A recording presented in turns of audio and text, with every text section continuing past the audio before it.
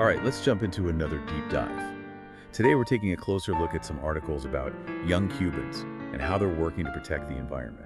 We've got a pretty good mix of stuff to go through, news reports, personal stories, even some insights into government policies. What I'm really interested in is, well, figuring out what's fueling all this youth activism, what kind of challenges they're up against, and of course, what kind of impact they're actually making, making a real difference. It's pretty incredible to see this generation in Cuba. They're not just like inheriting these environmental problems. They're stepping up. They're taking charge, coming up with solutions. It's really something. Yeah, absolutely.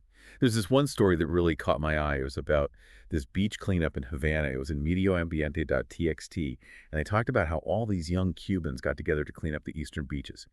It wasn't just a small group either. It was like a whole movement, a mix of everyone, university students, artists, athletes, even little kids, all united by this shared concern for their environment. It really makes you think about how they've managed to create this collective awareness, this sense of urgency that goes beyond just age or background. You're right. It's not just a superficial thing. And what they're calling this driving force, the triple crisis: climate change, pollution, and biodiversity loss. There was this architecture student quoted in the article, Melissa Allman, and she said something that really stuck with me. She said, "We, the young people, will be the ones living with the consequences of today's environmental problems." Pretty powerful, huh? It really hits home, like the weight of what's at stake. No doubt about it, it's a stark reminder that the consequences of inaction, well, they hit the younger generations the hardest.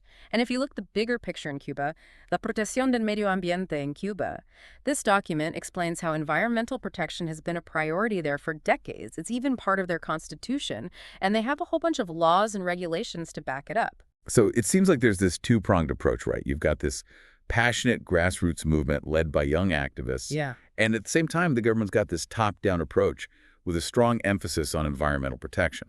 Exactly. And what's really interesting here is that, unlike a lot of, say, capitalist countries, Cuba sees environmental protection as a key part of sustainable development. It's not just a policy for them. It's like a fundamental principle. And to tackle climate change head on, they launched this plan called Tarea Vida back in 2017. And it's not just about cutting emissions, it's about adapting to the changes that are already happening, like rising sea levels, and they're really focused on protecting coastal communities. Wow. So that puts the whole beach cleanup in a new light. It wasn't just about making the beaches look nice. It was about protecting their future, their homes. Yeah. Exactly. It's about survival, really.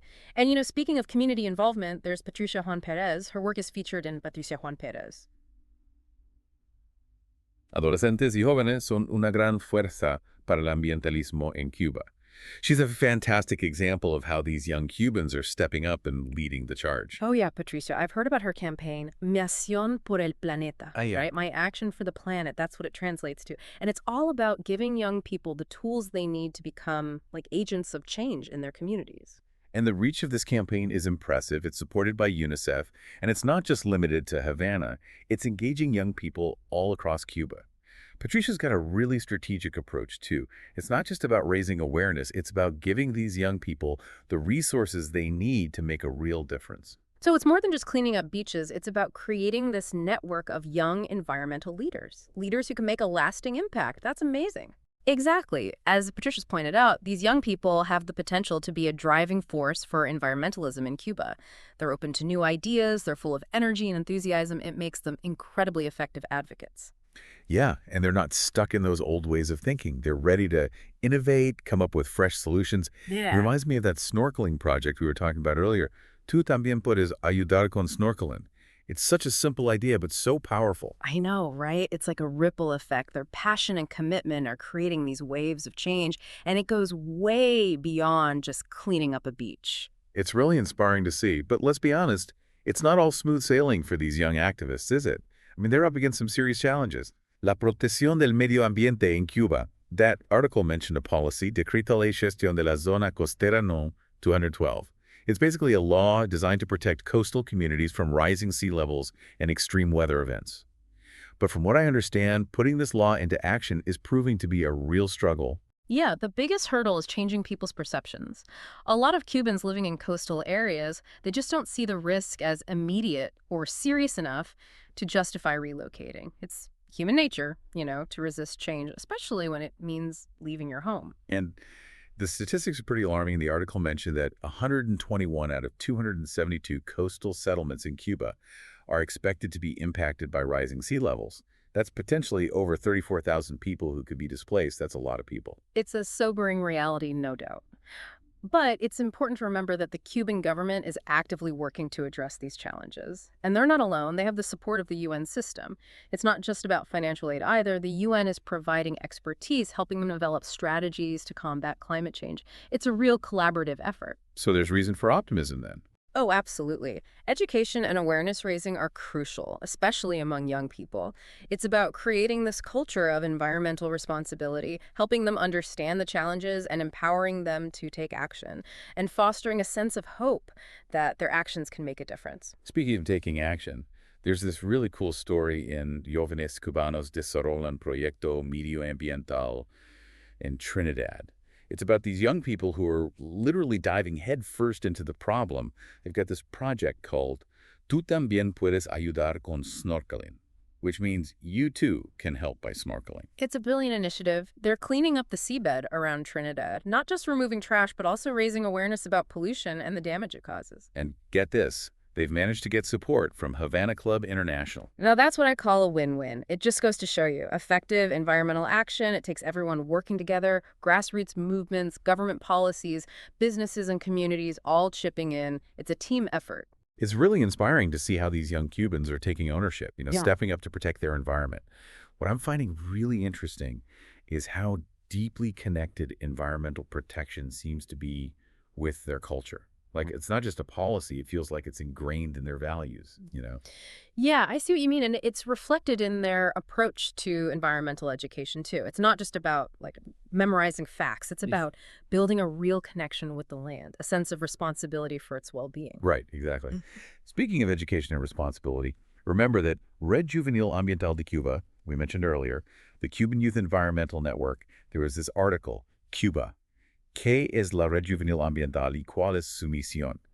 That really dug into their work. And what I found really interesting was how they're acting as this link between young people and the government, advocating for better environmental policies and empowering youth to actually take action. They're kind of like a national think tank for young environmentalists. And they're not just talking about it, they're out there doing the work. One of their main initiatives is ECOJoven 2024. It's this event that brings together young people from all over Cuba. They brainstorm ideas, share their projects, learn from each other. It's pretty impressive. It's incredible to see how proactive they are in tackling that triple crisis we were talking about.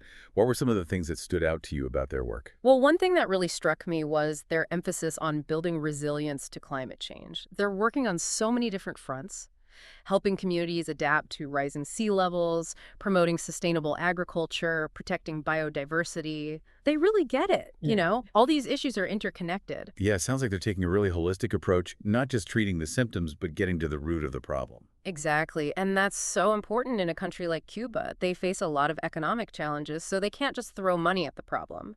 They have to find solutions that are both effective and sustainable. That's where the energy and ingenuity of these young people come in. They're not afraid to think outside the box, come up with new approaches. It reminds me of that snorkeling project we talked about. Tú también puedes ayudar con snorkelin. Simple idea, but so effective. Exactly, and it goes beyond just cleaning up the ocean. It's about educating people, changing mindsets, fostering a culture of sustainability. It's about empowering individuals to make better choices. Yeah. Right? And it's not just about statistics. It's about sharing stories and experiences. You got it. These young activists are amazing storytellers. They're sharing their passion, their hopes for a healthier planet, and they're inspiring others to join them. It's a message that resonates far beyond Cuba, a message of hope and resilience.